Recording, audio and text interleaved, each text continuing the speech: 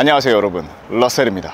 자, 이곳은 어디냐? 경기도 수원시에 위치한 영통구의 황골마을이라는 동네인데요. 오늘 출연자분께서 아주 또 독특한 사연을 가지고 계십니다. 아파트가 약 10채 정도 있습니다. 우리가 대부분 부동산을 투자할 때 어떡하죠? 대출을 껴서 가지고 있기 때문에 실질적인 순자산은 생각보다 낮을 수도 있는데, 이분은 대출 없이 아파트가 10채가 있다고 합니다. 과연 어떻게 10채를 가졌는지 이야기를 들어보도록 하겠습니다. 안녕하세요.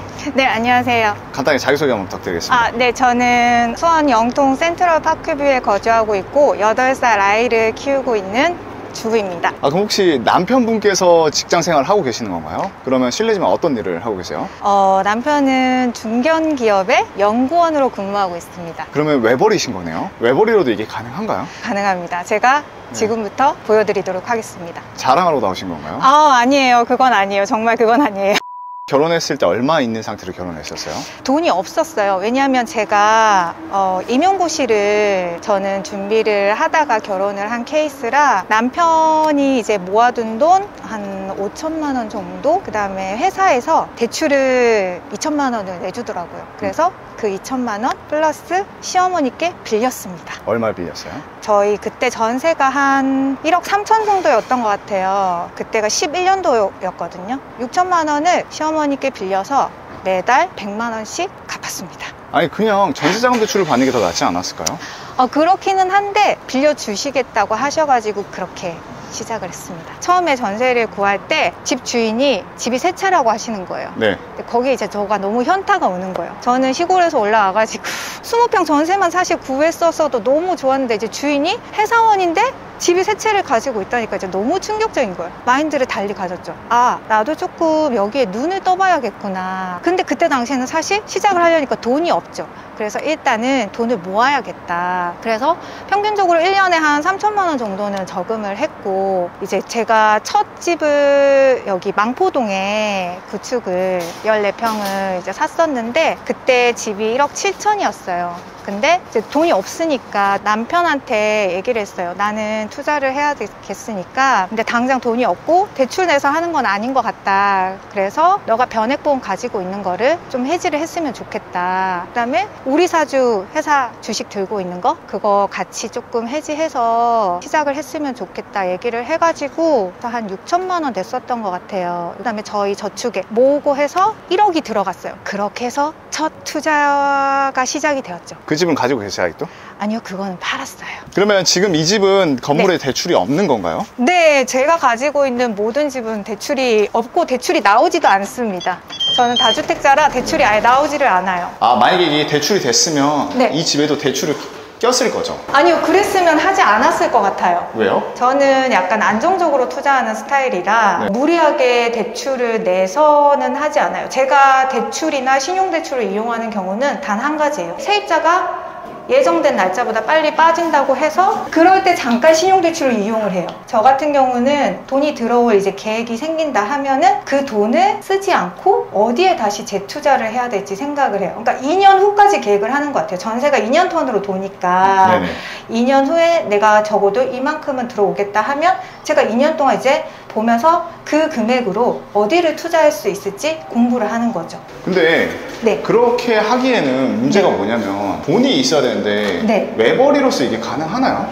그리고 지금 아이까지 키우고 있는 상태에서 고정 지출이 많이 나갈 것 같거든요. 이게 쓰기 나름인 것 같아요. 저희 집을 사실 보시면 아시겠지만 저는 대부분의 지금 물건들이 저가 결혼했을 때 그때 산 물건들을 아직도 함께하고 있거든요. 저는 기능에 고장이 나지 않는 이상은 새 물건을 거의 구입을 하지 않습니다. 한번 볼까요? 궁금한데? 네네. 여기가 지금 선생님 집인 거잖아요. 네. 몇 평이에요?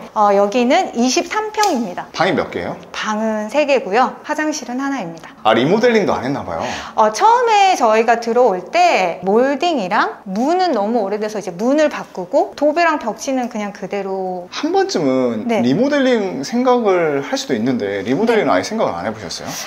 네. 유일하게 제가 생각했던 거는 이 샤시예요. 이거는 제가 투자했던 이유가, 제가 어차피 나중에 이 집을 팔 때 양도세를 내야 되는데 샤시나 확장은 양도세에서 경비를 빼줘요. 그래서 했습니다. 아, 리모델링은 안 되고요? 아, 리모델링은 안 돼요. 다 이것도 약간 전략적으로 하시네요. 네, 저는 거의 모든 걸 계획적으로 전략적으로 합니다. 꼭 필요했을 때 아니면 이거를 뭔가 집값에 녹여내거나 경비를 좀 절감시킬 수 있는지 항상 생각을 하고 실행을 합니다. 이렇게 전략적으로 필요하신 것만 쓰신 분은 과연 신발이 얼마였을까 궁금한데 대부분 여기에 신발장인데 네.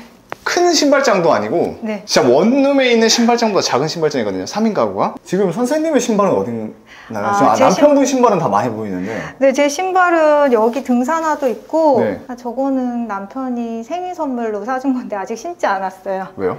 신고 있는 여기 운동화가 있어가지고 저게 조금 해지고 나면 신으려고. 그냥 번갈아서 신으면 되지 않나요? 아, 그렇기는 한데 저는 또 하나 이게 길들여지고 편해지면 그걸 주구장창 신는 그런 아니, 이거 성격이에요. 아껴서 신었다 나중에 당근마켓으로 팔려고 하신 건 아니죠? 아니요. 아이의 신발은 어디 있어요? 검은색 운동화 하나랑 여기 샌들 이렇게. 2개예요? 네, 저희 아이도 근데 저희랑 똑같아요. 그냥 신발은 하나만 신고 다닐 줄 알아요. 소중한 나의 아이잖아요. 네. 부모의 마음이 되면 네. 항상 나는 안 하고 덜 먹고 덜 입었고 덜 해도 네. 아이는 뭔가 더 해주고 싶고 막 그러다고 하던데 아. 막 아이 신발 막 더 사주거나 옷 더 사주고 싶거나 그런 생각이 별로 안 드세요? 아, 저희는 근데 부부가 약간 교육관이라든지 가치관이 좀 비슷해요. 저희가 또 뭐 풍족한 집에서 자란 스타일이 아니기 때문에 저희는 사실 저희 아이보다 저희가 먼저예요.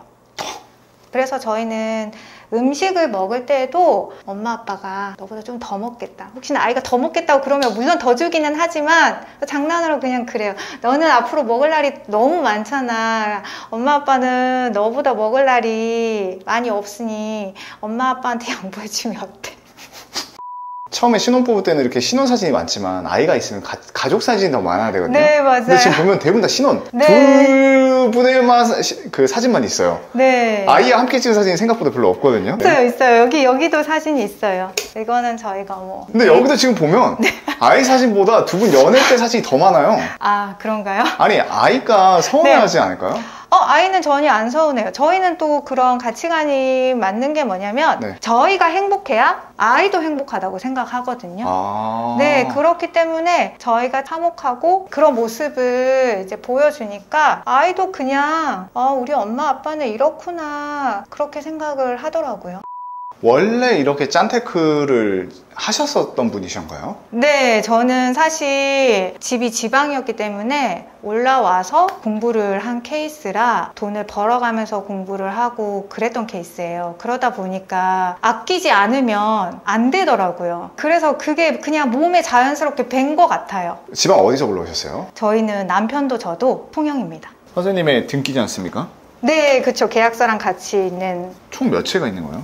자세하게 한 번도 공개한 적은 없는 것 같은데 제 지인들한테도 총 10채가 있고요. 등기를 친 거는 7채고 나머지 3개는 분양권을 가지고 있습니다. 분양권 3개에 신축 아파트 7개가 있는 건가요? 7개 중에 3개만 이제 구축이고 이런 20년 넘은 구축이고 그리고 그 3개가 저희 여기 단지에 있고 나머지 4채는 5년이 안 된 신축들입니다. 망포동에 있고 동백에도 있고 여기저기 있네요. 네. 아무것도 없잖아요. 그럼 남편분께서는 딱히 뭐라고 말씀 안 하세요? 제가 남편한테 얘기했던 게 있어요. 아쉬워하지 마라. 내가 적어도 3, 4년 뒤에는 이거에 적어도 3배는 불려주겠다. 날 믿어봐라. 하고 호언장담을 하고 그렇게 시작을 했죠. 사실은 처음에는 불평불만을 되게 많이 했었어요. 왜냐하면 자기가 그래도 어디 나갔을 때 이렇게 조금 얘기하기 사실 창피한 부분들도 있고 자기 스스로도 내가 어디 갔을 때 직장도 그렇고 학력도 그렇고 그냥 나는 꿀리지 않는 것 같은데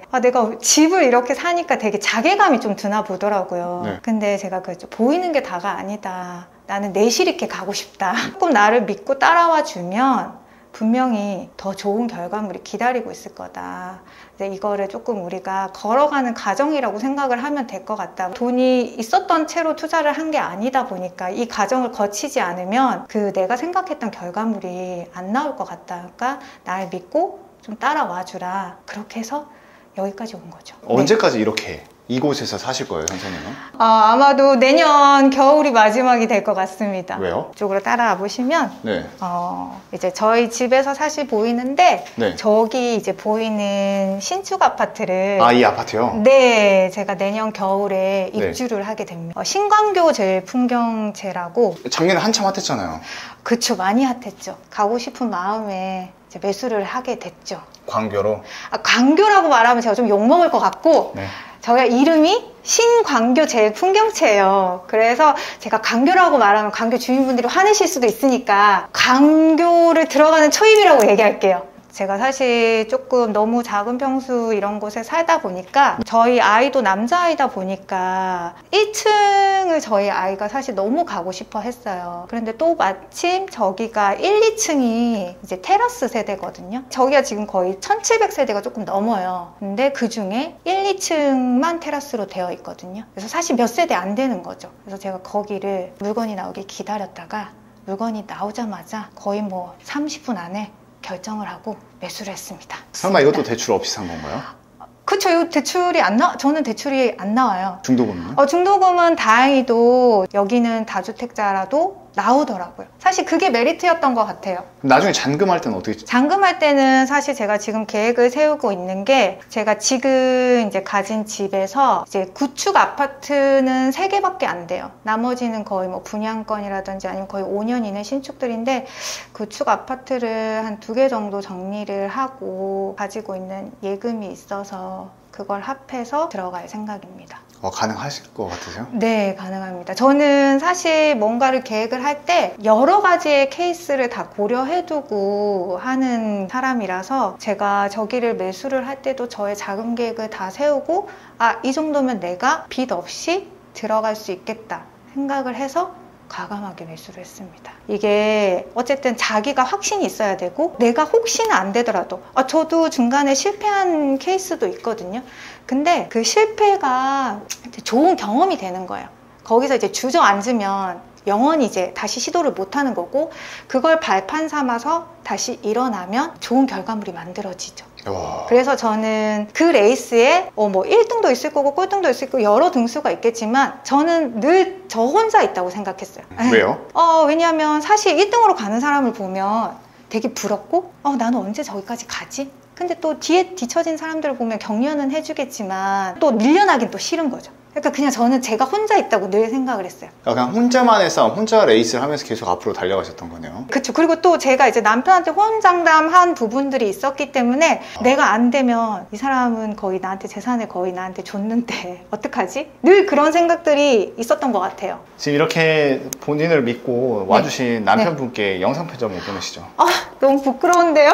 저희가 같은 경상도 지역이라 되게 애정 표현을 잘 안 해요. 그리고 말투가 워낙 조금 좀 억세다 보니까. 근데 어쨌든 처음부터 정말 1도 불만 없이 믿고 따라와줘서 고맙고 그때 내가 약속했던 거 기억나지? 당신이 퇴직을 언제 할지는 모르겠지만 55세에 만약에 한다고 하면 내가 그때부터는 너가 하고 싶었던 것들 이제 돈에 상관없이 하게 해줄 테니까 조금 생활에 뭐 불편 그런 게 있더라도 조금 날 믿고 따라와 줬으면 좋겠다고 했는데 그걸 잘 지켜주고 응원해주고 지지해줘서 너무너무 고마워. 조금 앞으로 퇴직할 때까지 한 14년보다 뭐 좀 당겨질 수도 있겠는데 그때까지 조금 더 부탁해.